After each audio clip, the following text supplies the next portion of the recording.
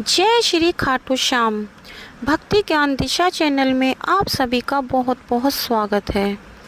दोस्तों, आज की वीडियो में हम एक ऐसी महिला की कहानी आप लोगों के साथ शेयर करने जा रहे हैं जिसे सुनकर आपका दिल दहल जाएगा। आप ये सोचने पर मजबूर हो जाएंगे कि कोई औरत ऐसे कैसे कर सकती है, और जब श्याम बाबा ने किया इनकी ज़िंदगी में बहुत बड़ा चमत्कार। तो वीडियो में आगे बढ़ने से पहले दोस्तों, अगर आपको कहानी पसंद आए तो वीडियो को लाइक करें, शेयर करें और कमेंट बॉक्स में जय श्री श्याम ज़रूर लिखें।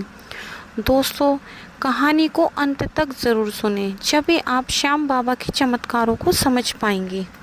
तो चलिए दोस्तों, कहानी को शुरू करते हैं। तो दोस्तों, आज की जो कहानी है ये दिल्ली की रहने वाली महिला की कहानी है। इन्होंने नाम बताने से मना किया है। तो ये जो महिला है इनका नाम हम पिंकी रख लेते हैं। तो ये जो पिंकी जी हैं ये बताती हैं कि ये 2 भाई 2 बहन हैं और इनके मम्मी पापा हैं। इनका छोटा सा प्यारा सा हंसता खेलता परिवार था। पिंकी जी का परिवार ने शुरू से ही बहुत ज़्यादा गरीबी देखी थी। इतनी गरीबी देखी थी कि बहुत ज़्यादा उन्हें एक वक्त की कभी तो रोटी भी नसीब नहीं होती थी। पिंकी जी बताती हैं कि उनके माता पिता ने अपनी लाइफ में बहुत ज़्यादा स्ट्रगल किया है। कैसे कैसे उन्होंने दुखों से अपने चारों बच्चों को, चारों बहन भाइयों को पाला। जब पिंकी जी अपने घर में सबसे बड़ी थी। पिंकी जी की शादी 2014 में उनके मम्मी पापा ने कर दी थी और पिंकी जी की शादी के करीब 2 साल बाद 2016 में उनकी छोटी बहन की भी शादी कर दी थी। अब उनके 2 भाई कुंवारे थे। अब जब उनकी छोटी बहन की शादी कर दी थी, उनकी छोटी बहन की शादी के 2 साल बाद उन्होंने अपने बड़े बेटे की भी शादी कर दी थी। अब यहाँ से शुरू हो जाती है उनके घर की बर्बादी। अब जब उनके बड़े भाई की शादी होती है, जो उनके घर में बहू बनकर आती है उसे वो अपनी बेटी बना कर लाते हैं। वो बहुत ज़्यादा अपनी बहू से प्यार करती हैं। उनकी सास अपनी बहू को एक बेटी की तरह मानती हैं और पिंकी और उनकी बहन भी अपनी भाभी को बहुत ज़्यादा मानती हैं, अपनी माँ की तरह मानती हैं। लेकिन उनकी भाभी के दिमाग में तो कुछ और ही चल रहा था, मानो जैसे पहले से ही सोच कर आई थी कि इनका घर बर्बाद करना है। उनकी जो भाभी हैं वो बड़े भाई के साथ शादी करके आई थी। अब जो पिंकी जी का सबसे छोटा भाई था वो बहुत ही ज़्यादा सुंदर था। सुंदर ये चारों बहन भाई थे, पर वो सबसे सुंदर था और वो चुलबुला भी था। अब पिंकी की जो भाभी है उसकी नज़र उनके छोटे भाई पर पड़ी और उन्होंने उनके छोटे भाई को ना जाने कैसे अपनी बातों में बहकाया, बहला फुसलाया, ना जाने ऐसा क्या किया जिससे उनका भाई उनकी बातों में आ गया। और पिंकी जी की भाभी ने करीब शादी का 1 साल नहीं बीता था, उनके छोटे भाई के साथ गलत संबंध बनाए जो कि उन्हें नहीं बनाने चाहिए थे। उन्होंने अपने देवर के साथ गलत संबंध बनाए और उनके घर में किसी को कोई खबर नहीं थी, किसी को कुछ पता नहीं था। सब कुछ वैसे ही चल रहा था, नॉर्मल जैसा कि चलना था। देखते ही देखते बात इतनी ज़्यादा बढ़ गई थी कि छोटा वाला भाई भाभी के चक्कर में इतना ज़्यादा पागल हो गया कि वो नशे तक करने लग गया था, नशा भी करने लग गया था और अपनी भाभी को कहता कि तू मेरी पत्नी है, तू मेरी वाइफ है, और अपने भाई को एक दुश्मन की तरह मानता, अपने बड़े भाई को एक दुश्मन की तरह मानता। अब ये जो पिंकी जी हैं ये कहती हैं कि ये बिल्कुल ही अलग स्वभाव की हैं, इनको गलत बात बिल्कुल पसंद नहीं है। इन्होंने शुरू से अपने घर में दुख गरीबी देखी। अब आके उनके घर में थोड़ा बहुत सब कुछ अच्छा हुआ था कि आकर उनकी भाभी ने सब कुछ ख़राब कर दिया।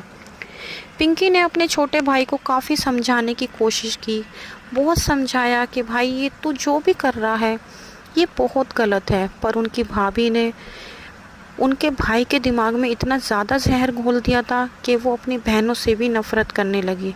वो पिंकी जी के साथ बहुत ज़्यादा लड़ाई झगड़ा करते, बहुत ज़्यादा उनको उल्टा सीधा बोलते, उनके मम्मी पापा को भी उल्टा सीधा बोलते। वो अपनी भाभी के लिए सबके साथ लड़ाई झगड़ा करते और सबको गंदी गंदी गालियाँ देते। जिस वजह से पिंकी को और ज़्यादा गुस्सा आता और वो अपने भाई को बहुत ज़्यादा डांटती। एक दिन उसके भाई के फ़ोन में उसने अपनी भाभी के और अपने छोटे भाई के कुछ ऐसे फ़ोटोज़ देख लिए थे। फिर उसने ये बात अपने घर में सबको बताई और सबको फ़ोटो दिखाई और बैठकर अपने छोटे भाई को बहुत ज़्यादा समझाया। जब तो उसने कह दिया कि हाँ अब ऐसा नहीं होगा, उसने अपनी भाभी को भी डांटा, समझाया। उसने भी कह दिया कि अब गलती हो गई, आगे से गलती नहीं होगी। लेकिन उनकी भाभी फिर भी नहीं सुधरी। उन्होंने फिर से वही काम जारी रखा जो कि उन्होंने अपना देवर के साथ गलत संबंध बनाए थे। अब ऐसे ही करते करते धीरे धीरे फिर से दिन बीतने लगे। अब आए दिन घर में लड़ाई झगड़ा कलेश रहने लगा। पिंकी जी घर के पास ही उनका ससुराल था। हर बात पे पिंकी जी को बुला लिया जाता। पिंकी जी अपने घर जाती, वो अपने भाई को भी समझाती, वो कहती, और वो जब भी अपने घर जाती वो सबको समझाती। लेकिन वो एक दिन खुद ही बुरी बन गई। उनकी भाभी ने उनकी नज़रों में, उनके माँ बापों की नज़रों में और उनके दोनों भाइयों की नज़रों में पिंकी जी को बहुत ज़्यादा बुरा बना दिया, जिस वजह से उनका छोटा भाई अपनी बहन को एक दुश्मन की तरह समझने लग गया। हद तो तब हो गई थी कि एक दिन उनके पापा काम पर गए हुए थे, उनका बड़ा भाई भी काम पर गया हुआ था और उनकी मम्मी गांव में किसी जागरण में गई हुई थी और दोनों बहनें अपनी ससुराल में थी।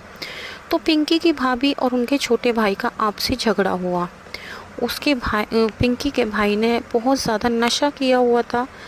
उस वक्त उनकी भाभी उनसे लड़ झगड़ कर अपने मायके चली गई। उनके भाई ने कहा कि अगर तुम नहीं आई तो मैं सुसाइड कर लूँगा, और वैसा ही हुआ। उनकी भाभी अपने पीहर चली गई लड़ झगड़ कर। उनके छोटे भाई ने सुसाइड कर लिया और सब कुछ मानो जैसे ख़त्म हो गया। अब सब कुछ पूरी तरह ख़त्म हो चुका था। सब सदमे में थे। पिंकी जी के ऊपर इल्ज़ाम आ गया कि इसने हमारे बेटे को मारा है। उसके माता पिता भी उसको बोलने लगे। पर कुछ दिनों बाद फिर से सब कुछ नॉर्मल हो गया।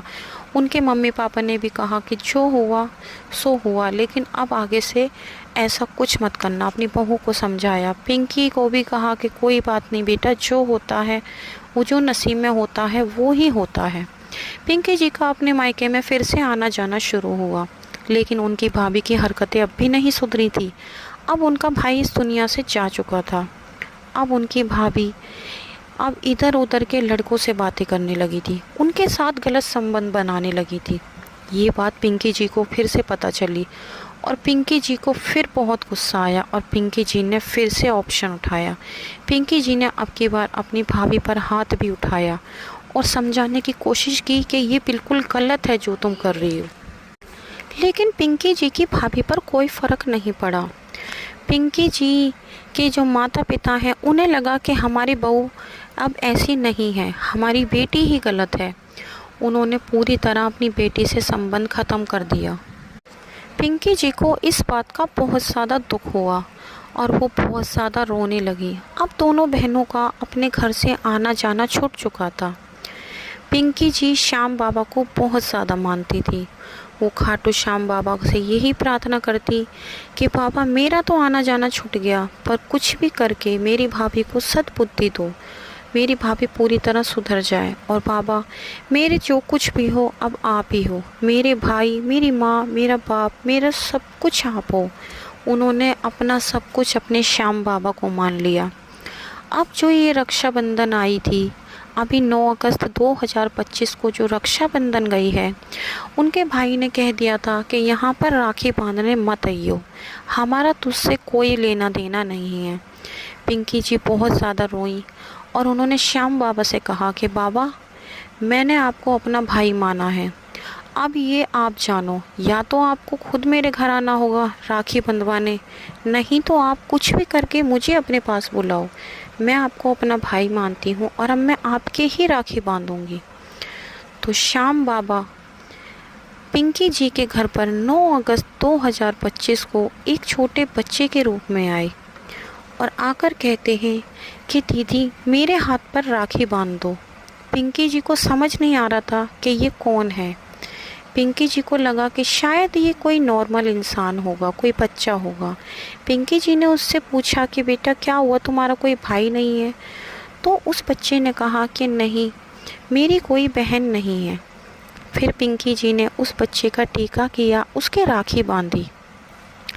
जैसे ही वो पिंकी जी उस बच्चे के लिए खाना लेने गई, और जब वो खाना लेने किचन में गई और जब आई वापस, तो उन्होंने देखा कि वहाँ पर वो बच्चा था ही नहीं। पिंकी जी ने उस बच्चे को हर जगह ढूंढा। वो देखने लगी कि वो बच्चा कहाँ गया। अब पिंकी जी को टेंशन हो गई कि वो कौन था, कहाँ से आया था। तभी पिंकी जी ने वहाँ पर एक लिफाफा रखा हुआ देखा, और पिंकी जी ने जैसे ही वो लिफाफा खोला तो उसमें करीब 51,000 रुपये थे। पिंकी जी देखकर हैरान हो गई, और उस लिफाफे पर बाबा श्याम का निशान था। पिंकी जी बहुत ज़्यादा रोई, और उन्होंने श्याम बाबा को धन्यवाद बोला। उन्होंने कहा कि भैया, आप मेरे भाई बनकर आए, आपने अपना वादा निभाया, आपने मेरी राखी की लाज रख ली। जब से पिंकी जी श्याम बाबा को और भी ज़्यादा मानने लगी हैं।